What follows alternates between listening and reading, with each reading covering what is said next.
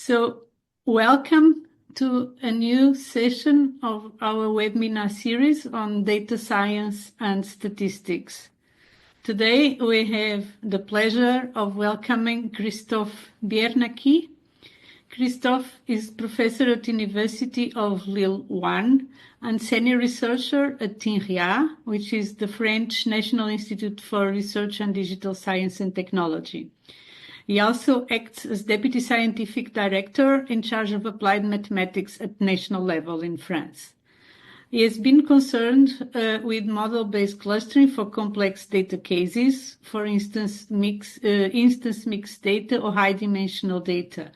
Also interested in fundamental questions in clustering, making the bridge between model-based and deep-based clustering, or addressing frugality for clusterizing tall data sets. Today, Christophe will talk to us about model-based co-clustering, addressing high-dimension and estimation challenges. Christophe, thank you very much for having accepted our invitation to be at Das Web. We are looking forward to listening to you, and the floor is yours. Okay. Thank you, Paula, for your kind invitation, and good afternoon, everybody. It is a pleasure to give this presentation. It is on co-clustering, more precisely on model-based co-clustering. Maybe you know what is co-clustering. I will present it, of course. And what I want to present in particular, it is some high interest for large dimension in co-clustering, and I will motivate why, and also to motivate research, so future researches in co-clustering, because there exist some estimation challenges. So a motivation and some ongoing researches. And it is joint work with Julien Jacques, who is a researcher at University of Lyon, and Christine Kéribin, who is a researcher at University Paris-Saclay in France also. So my presentation will be in four sections. The first part is how to motivate the interest of co-clustering. Then I will present latent block model. Latent block model is a particular model-based co-clustering.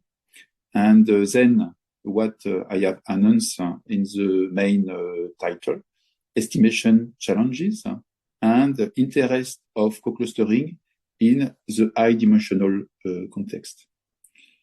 So clustering, I think that you know what it is.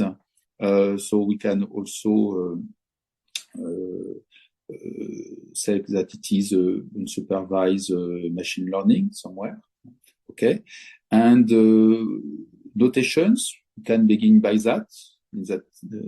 So we will see the difference with co-clustering afterwards. We have a data set, so we have statistics. We have a data set X composed by n individual, x1 to xn, and we are in dimension D. Okay. Note that the space where is each individual is not essentially numerical. It can be other kinds of data or variables.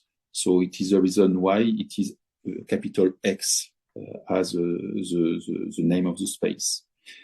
And the aim of clustering is to partition this dataset X into K clusters, G1 to Gk, and it is quite comfortable to use a notation specific classification matrix set, which indicates with a binary notation if an individual I is or not in a component or cluster K.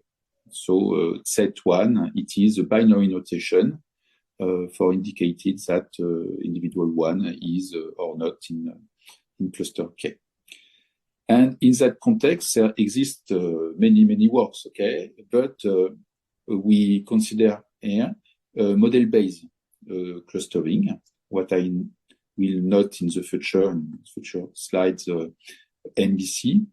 And advantage of model-based clustering is that it reformulates cluster analysis in a well-posed estimation problem. And maybe you know, but we have many relationships between traditional methods in clustering, like K-means and other ones, with model-based clustering. So it is somewhere a great advantage.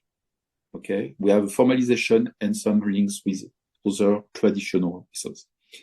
And in that case, we consider that individual A, Xi, is IID, so in comparison with other information of a mixture. And here you have the notation of a mixture PDF. So what is a mixture PDF? You indicate, and it is in that sense that the clustering problem is well posed. You consider that some data arrives from the same, belongs to the same cluster if, and it is a reformulation, the probabilistic reformulation, if they arise, this data, from the same probabilistic component. And it is phi, the probabilistic component, and phi with so a parameter alpha k, it is the reformulation of the cluster K as being a distribution K.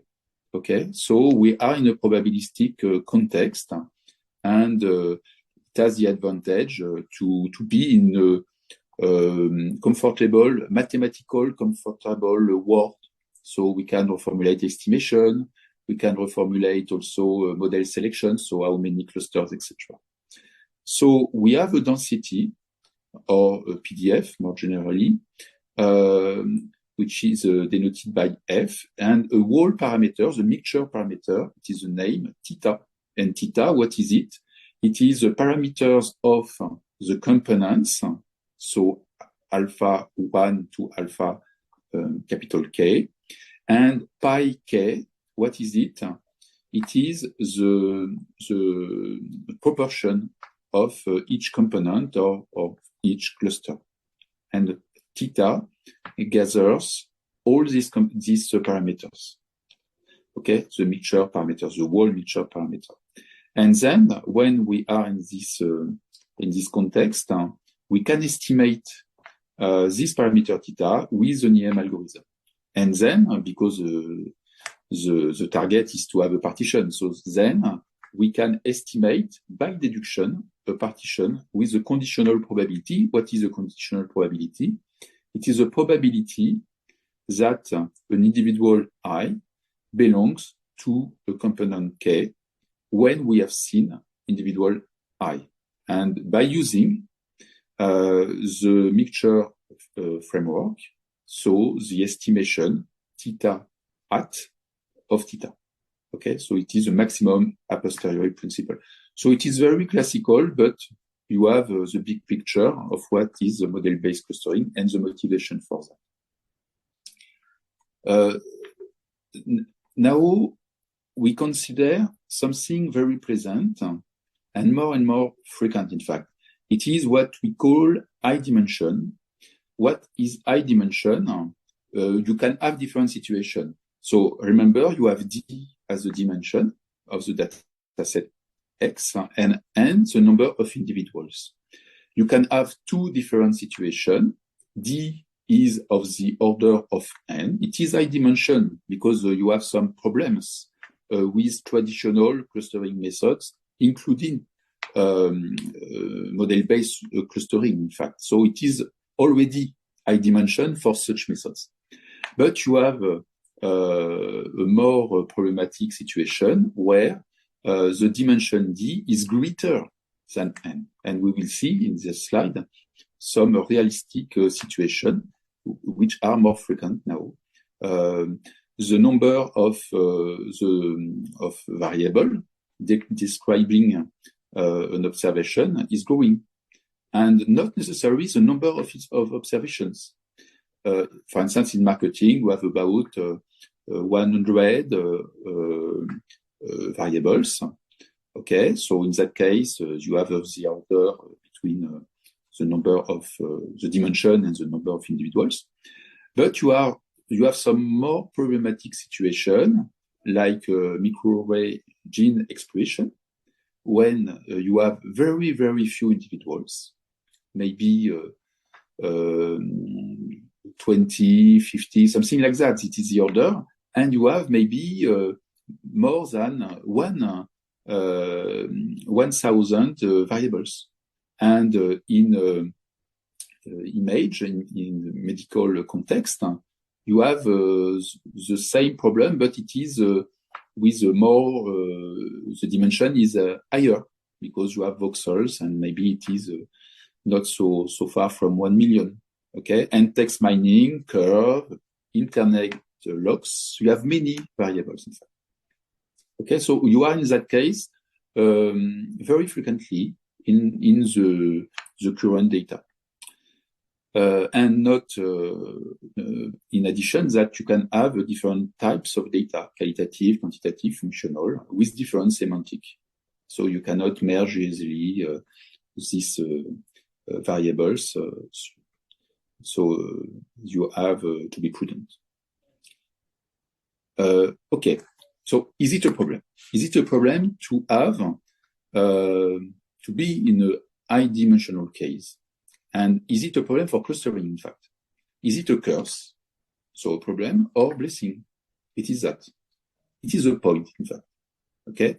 It is a question we address. Because have in mind that when practitioners gather many features, they hope that it can be useful for clustering. So maybe it is a curse for us, as statisticians, if we use traditional methods, okay? But for practitioners, it is not that. It is probably a blessing, because they use data set with many data, because they hope to improve the estimation of the partition. So first, the curse. So the basic curse, it is, you have here on the right a mixture of two components. It is very simple, and the first component is so it is a Gaussian model, okay, with a center which is 0, dimension d. The second center, so the second component, it is 1, 1, 1, 1, 1. You see for each dimension, and you have identity covariance matrix. And in that case, very simple, same proportion between components. What do you see?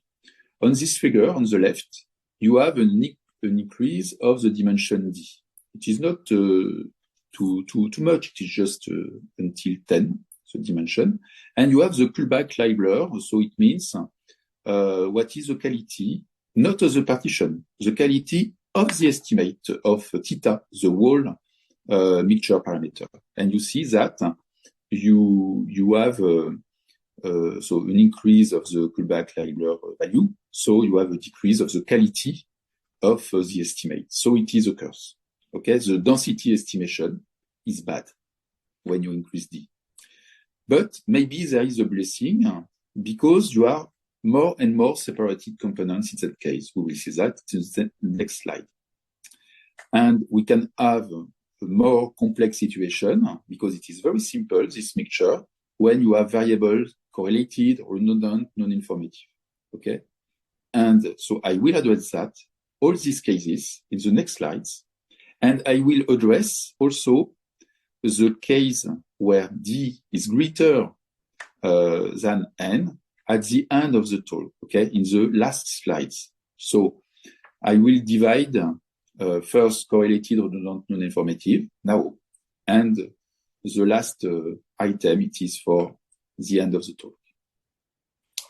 Okay, so another basic case to see I want to go towards a trade-off between bias and variance, and it is not surprising in statistics, okay? But for clustering.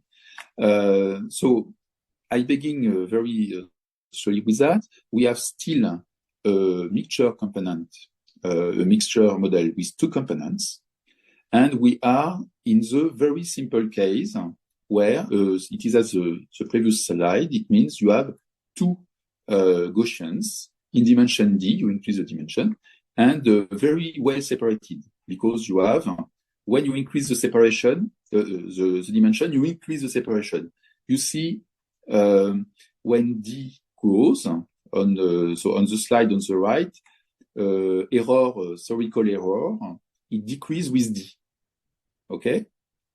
And what you see on the figure, you increase the dimension, and in black line, you see the bias error. It is the theoretical bias error. And you see, when you increase the dimension, you decrease the classification error. Okay, but we are in the real world, so we need to have the estimate, okay, not only the probabilistic values. And what you have, you use a mixture model, and in light blue, it is a mixture model that you want to estimate with two components and diagonal. No, it is not diagonal. It is diagonal. Yes, in that case, in light blue, and you measure then the classification error. And what do you see? When you increase the dimension, you have a nice behavior of the mixture model. You decrease the estimated classification error. So it is a blessing in that case. And in the correlated case, so it means that you estimate the mixture models with the full covariance matrix to be estimated. It was diagonal with light blue. With dark blue, it is you have everything to estimate with correlation, etc. So covariances in the covariance matrix. Okay, so it is full. In that case, it is more complex. You have more parameters to estimate, but you see that you decrease, but it is less. You decrease the classification error, but it is less. It is less. You decrease slower when you increase the dimension. So in that case, it's not really a problem. You have not so many variables, and it works. Classical clustering works because you are in the blessing case. You have variables, additional variables, which are very informative for the clustering purpose. And not that you have no bias in the model, and since the model is not too complex, you have a decrease of the variance of classification, so the variance of the estimate of set at set. It is at the point, and you see that it will change now. Now, a more complex situation. So this scenario is very interesting to understand what is the problem in high dimension. Now, what is changing? You have the same mixture model, two components, etc. But, and it is important to see this difference, the second center, so the center of the second component, mu2, is different. It is on the right. You see, the first component is 1. Then you divided 1 by 2 exponent 2.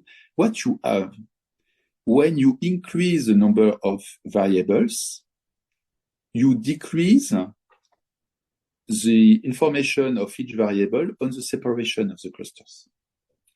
So you still have a separation which increases with the dimension, but very slowly.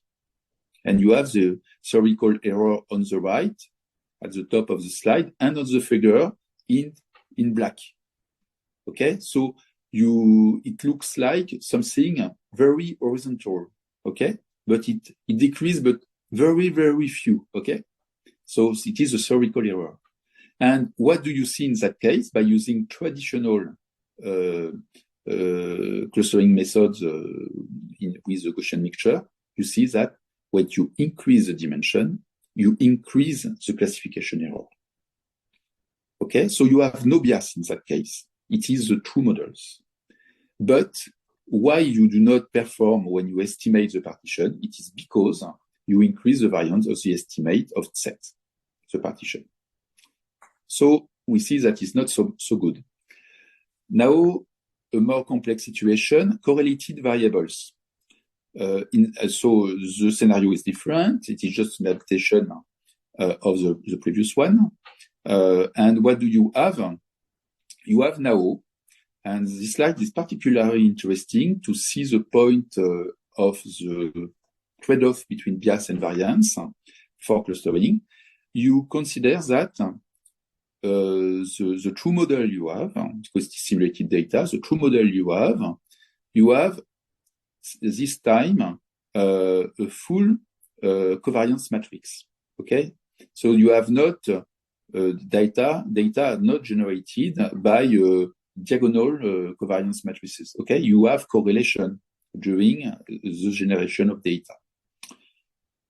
And you have a decrease of the theoretical error rate, so in black, as before. But you see something interesting. The true model, it is the dark blue one. It is the model with correlated covariances to be estimated by the mixture model. So you have no bias. It is a good model. And it doesn't work. It means when you increase the dimension, even if this model is unbiased, you have not a good classification error rate, and it can increase.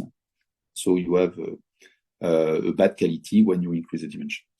But if you use the simple model, which is a diagonal one, it is not the good one. It is biased, because the reality, it is you have some correlation, okay? But in that case, you have a bias model with a diagonal model, no correlations. And in that case, it is surprising somewhere, okay? But not when we see that just the first time, but we have a decrease of the classification error rate, even if the classification model is biased.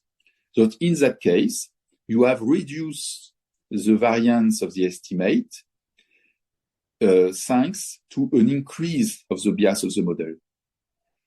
Whereas the dark blue one, you have unbiased model, but you have a great variance of the estimate of the partition set. So we see something which happens, and we want to use it afterwards for co-clustering. But just wait a little bit, it arrives. So the question is, when you are in the high dimensional context, you need to reduce the variance of the estimate. It is at the point. The question is not to obtain unbiased model, because unbiased means in the high dimensional context to have quite overfitting model. So you will have too many parameters. So variance. So you need to reduce that and to pay with the bias. What exists? It's not new somewhere. What exists? You have some dimension reduction in the non-canonical space. So it is very frequent to use PCA, principal component analysis, or something like that, to reduce the dimension. You are no longer in the initial space. You obtain a new data set somewhere, okay? And then you use traditional method in this new data set. So you have to interpret the new axis, etc. Okay, it is, we know the story, it's not so simple. Another possibility in literature is to perform dimension reduction in the canonical space. Typically, it is variable selection. It exists some methods, in clustering in particular, in model-based clustering, to select the variables. As you have seen in some previous slide, some variables could be not informative for the clustering. So it could be interesting to avoid to keep them, okay? But how to do that? It is variable selection procedure, so it exists. Another possibility is to introduce parsimony on the model.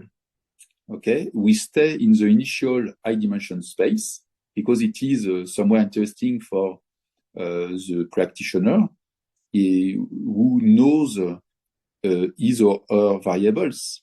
So it is interesting for his or her to stay in the space which is well known by him or her. Okay, so we prefer to constrain the model parameters, and you can have parsimonious Gaussian mixture, for instance, diagonal matrices, as we have seen, mixture of factor analyzers, or you have some specific situation with high-dimensional Gaussian models. We will see that co-clustering is in this last category afterwards.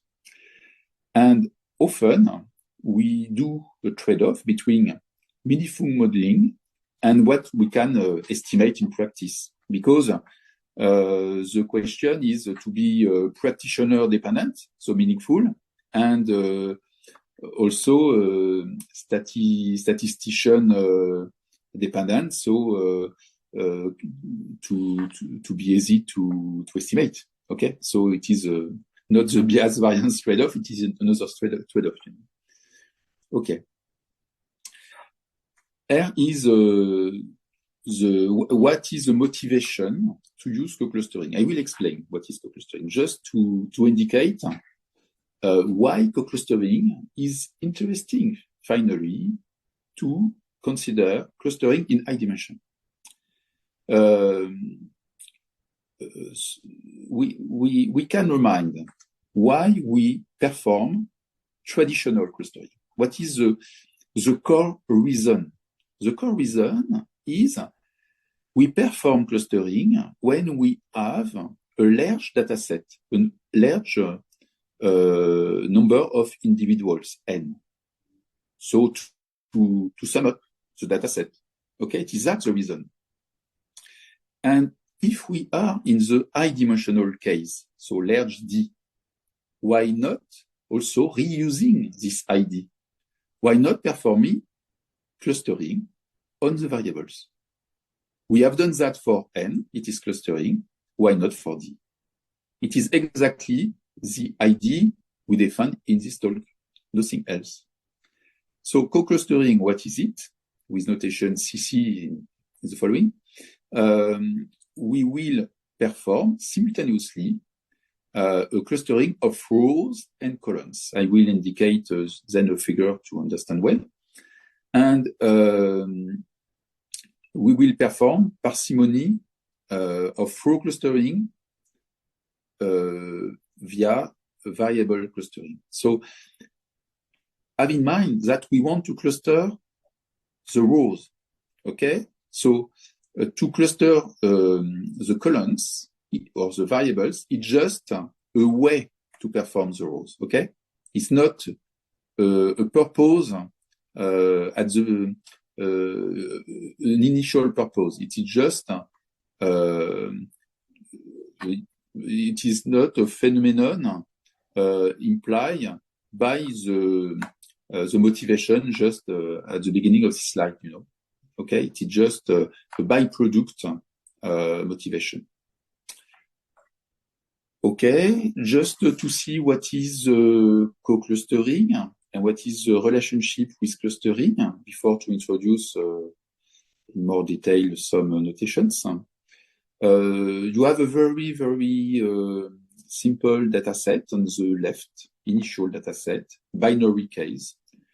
You have 7 variables and you have 10 individuals, okay? Very, very small, okay?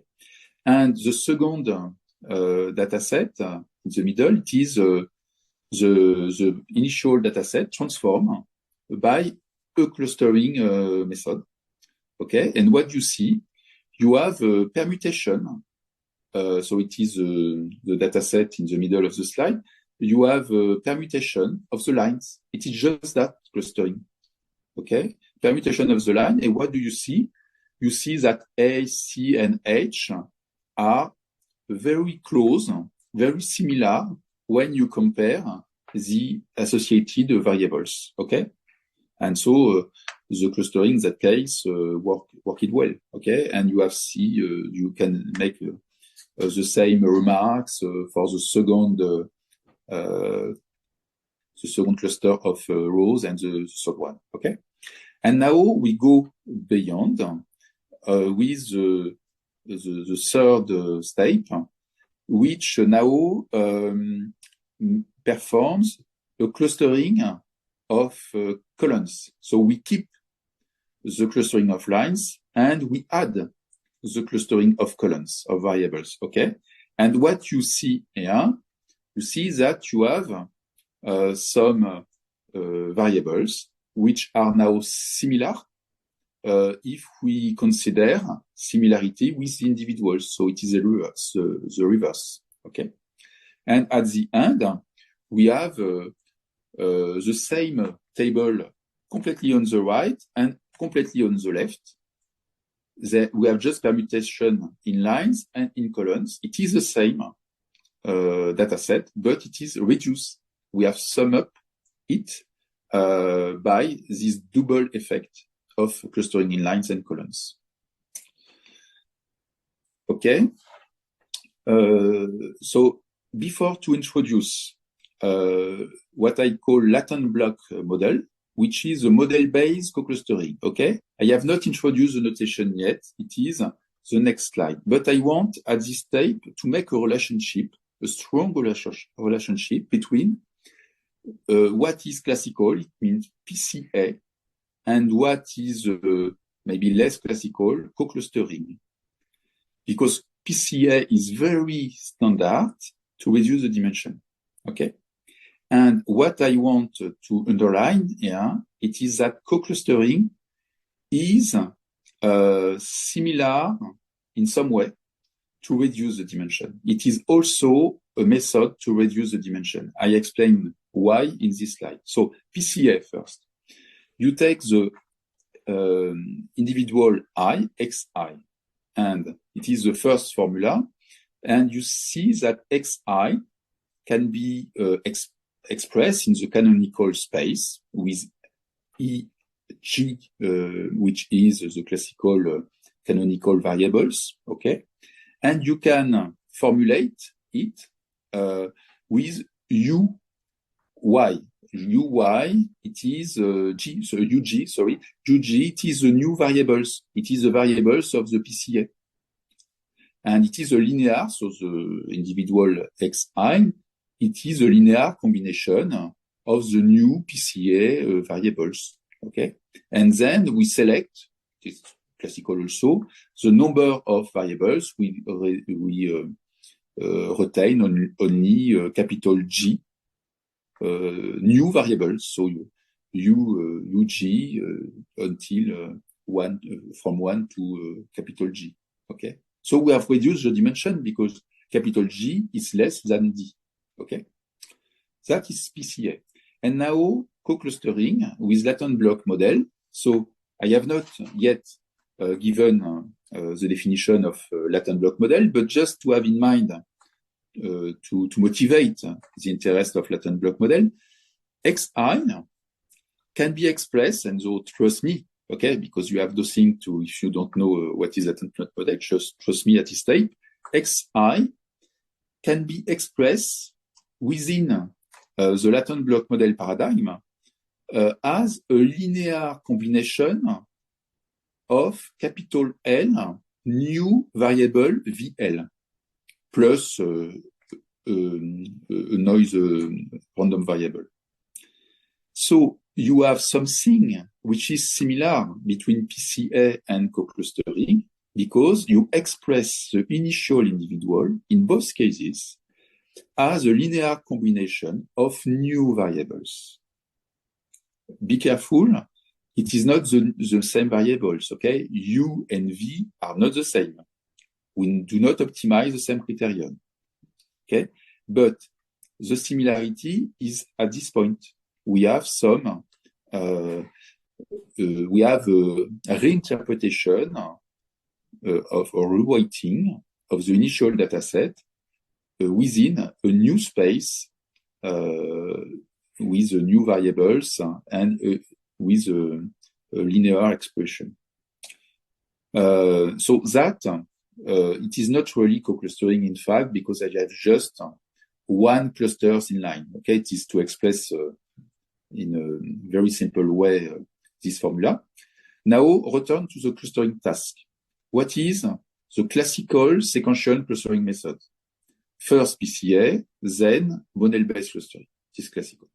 Now simultaneous clustering, use co-clustering, and it does simultaneously the clustering of variables as done in the second formula here, co-clustering, and also, so it is not expressed here, but you can write this formula, the second formula, also with k which is greater than 1, and you do the same. You do the dimension reduction and the clustering at the same time. Okay, so it is different from this point at the same time. And advantage of that is what? Like when you do PCA and then clustering, you do not indicate to PCA that you want to cluster your dataset. So it is completely independent steps. And that is the problem. Okay, co-clustering, it is, you have a symmetry between clustering in lines and columns, but you do not forget that it is clustering in line, which is in the target. Okay. Okay, so I have now to explain what is a capital A, etc. So to enter within the co-clustering world. So latent block model. So unsupervised block clustering framework, what is it? You have some assumptions of what I call block. You see on the figure on the right, you see what is a block. It is black or white. Okay, it is a Cartesian product of lines and columns. And you have new notations. It is extension of notations from mixture models, in fact. Okay, it is a mixture models in two dimensions. So you have the partition in line set, the partition in column W, and you have binary notation in both cases. Okay, it's not new. It's not used that. Okay, and it is used in genomic data analysis or text mining. Okay, it exists already. But what I propose in this work, it is that we can use it for dimension reduction, for clustering. That is new. Okay, it is that I motivate gradually, and we see more afterwards. The second assumption is you have independence between the two partitions. The third one, you have conditional independence of individuals, independent. So the conditional independence is for the block. So the combination of partitions in lines and columns. And here is the observed likelihood. And what is interesting here, you see that you have the independence, etc., which appear. Okay, it's just that. And note that theta is the whole new mixture parameter. It means that you have pi, which is a proportion of clusters in rho, which is the proportions of clusters in column, and alpha, which is the distribution of the data within a block. So a combination of cluster in line and column. Okay. Is it a parsimonious model? Okay, a co-clustering with latent block model. In fact, have a look at the table on the right. What you see, so it is a number of parameters of latent block model. It can be for binary, categorical, continuous data as you want. Okay, you have everything which is present in the literature. But what you see, you have no longer D in this table, no longer D. So the dimension D, one-ish. You have just K and L. Capital L, it is the new dimension. So you have a transformation of the data set initial in dimension D in a new data set in dimension capital L. Capital L is the number of clusters in columns, as a capital K is the number of clusters in lines. So you see, you have no longer the problem of the dimension in that sense with the number of parameters. It is extremely parsimonious. How to estimate that is not so easy, in fact. So first you have identifiability, generic identifiability, but it's not so recent. In fact, it's technical to prove that. But we have. Likelihood, you cannot calculate it because it is intractable. You have too many terms. You have some combinatorial problems. And if you use an EM, you cannot use it because you have a problem to compute the E step. But you have, so I will detail in the next slide what we can do to overcome this problem.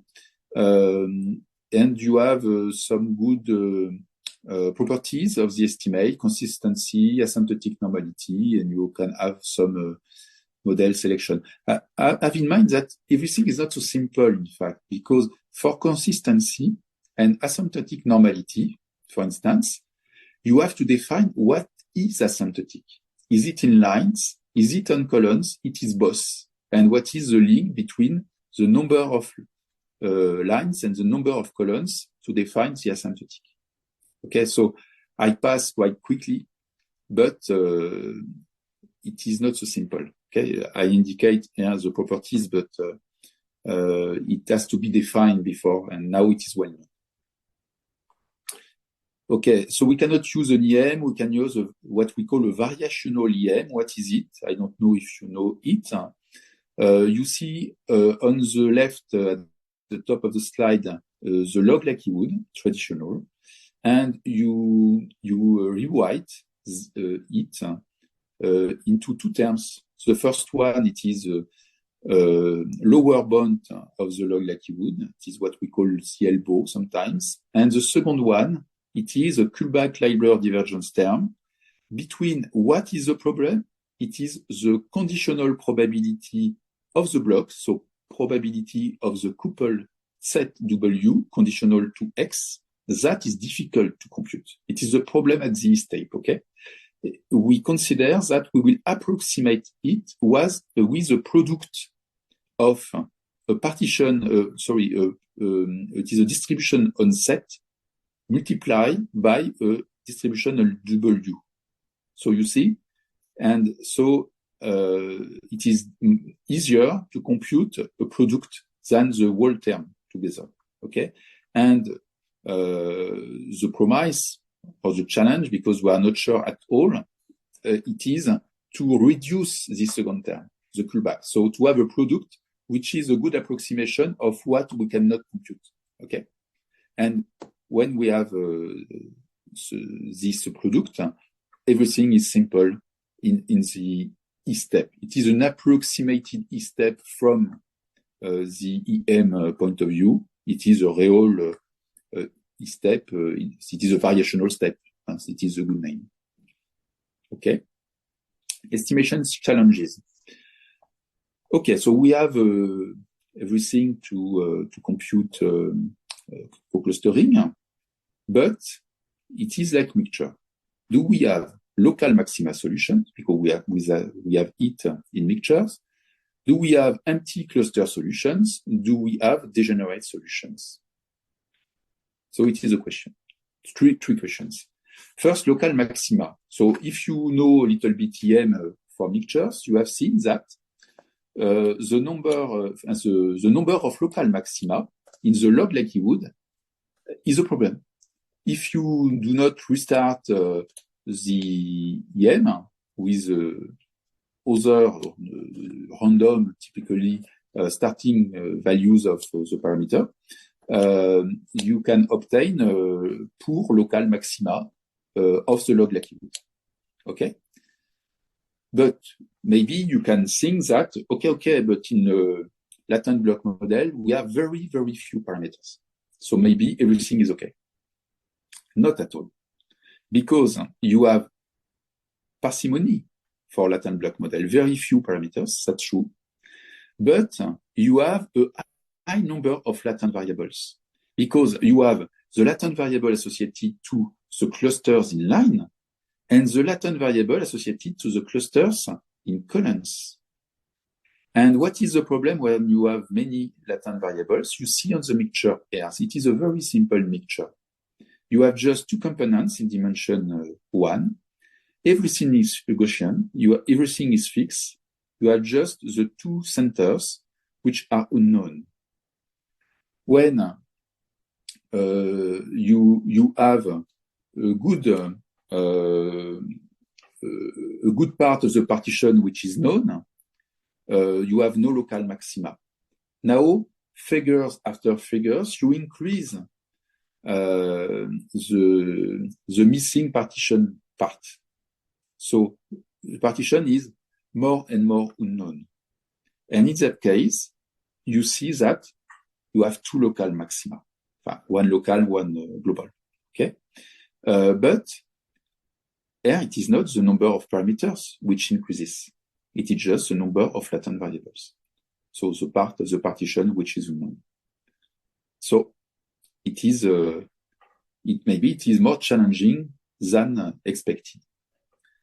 I see here directly on the latent block model, an illustration. It is a very simple case, 2 by 2 latent block model, very simple, okay? And we restart a variational EM algorithm 100 times, and we have the distribution of the elbow. It means the variational log likelihood, okay? It is in the middle. You see in the middle the distribution of the values of the variational log likelihood. And you see, you have not always the same value.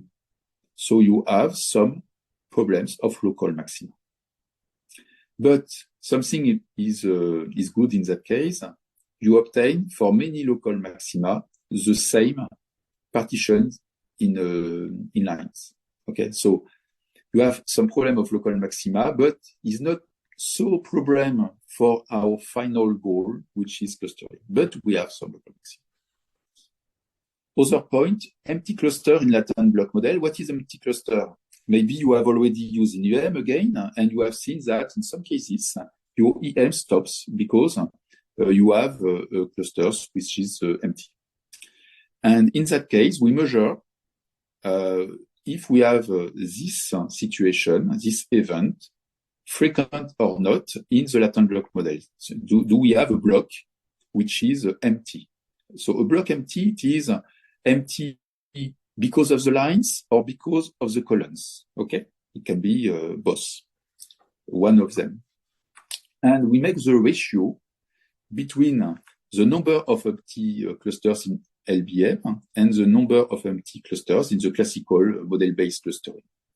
And what we see, we have, when we increase the number of individuals and the dimension, a greater number of empty cluster in latent block model.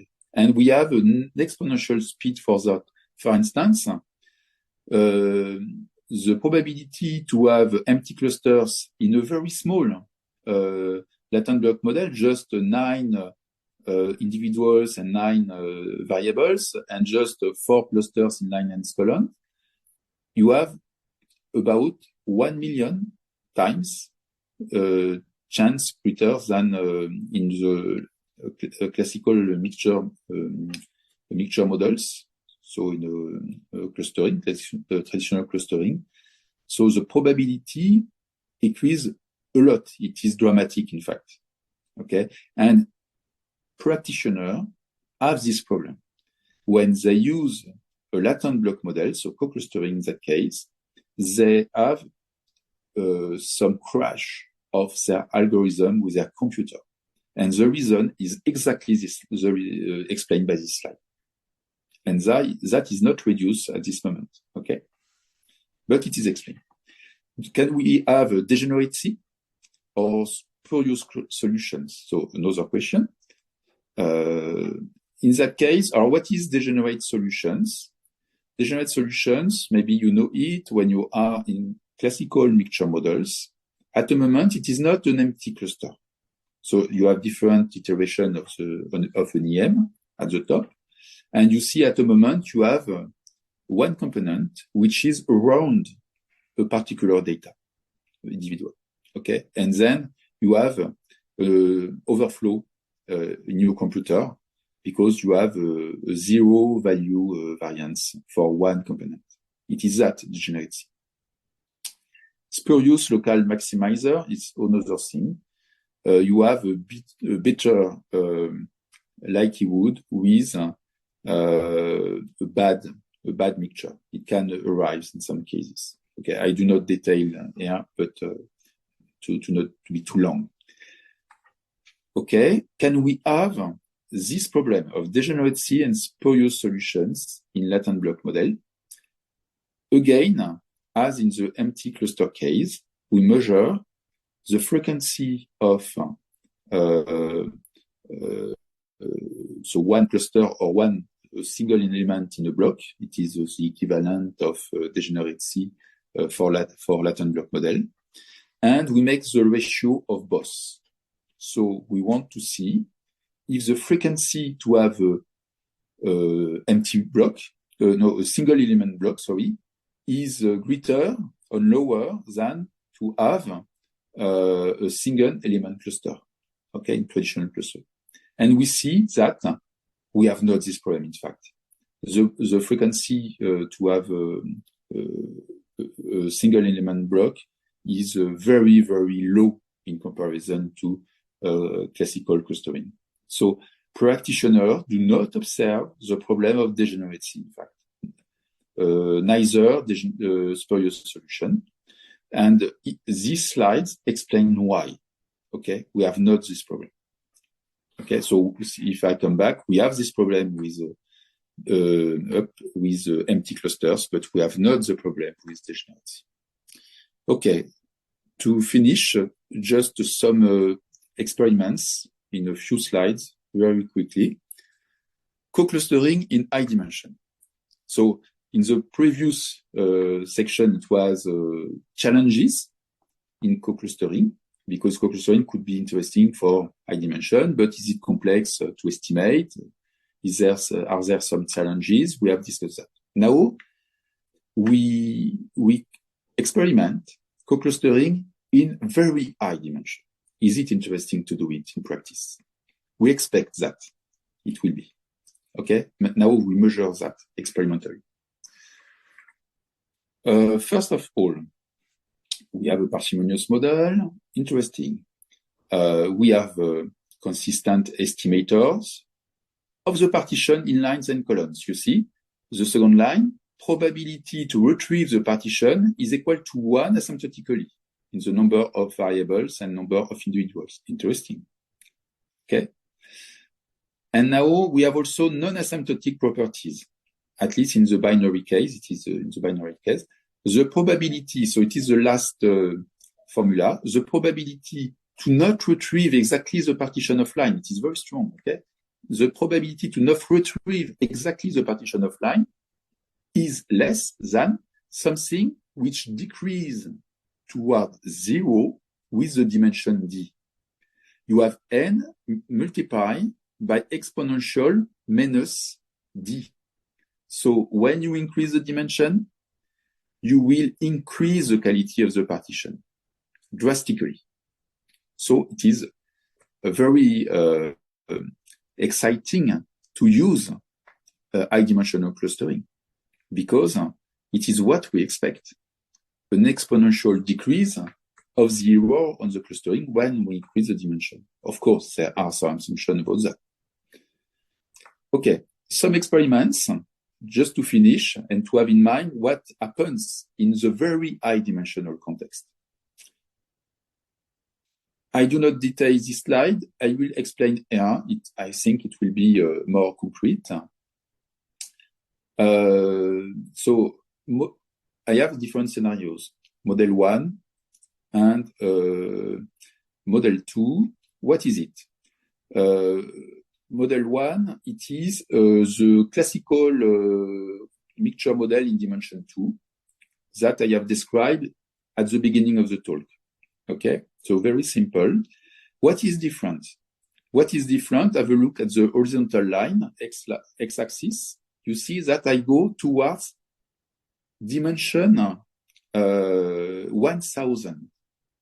And so I give you the number of individuals. It is just 30. Okay, 30 individuals, dimension 1000. Okay, I am in the high dimensional context. In that case, in black, you have a decrease of the classification error. Okay. And what you see with light blue and dark blue is classical clustering, and you see that it explodes when you increase a lot the dimension. And in dotted line, you have co-clustering. And co-clustering is okay. When you increase the dimension, you decrease the classification error. On the right, you have the same. So you except that in that case, you have the change is just you have a correlation, but you see that it works. Okay, co-clustering works. You have a decrease of the classification error. So you have some bias. And you have some bias in all situations, on the left and on the right. But you kill the variance.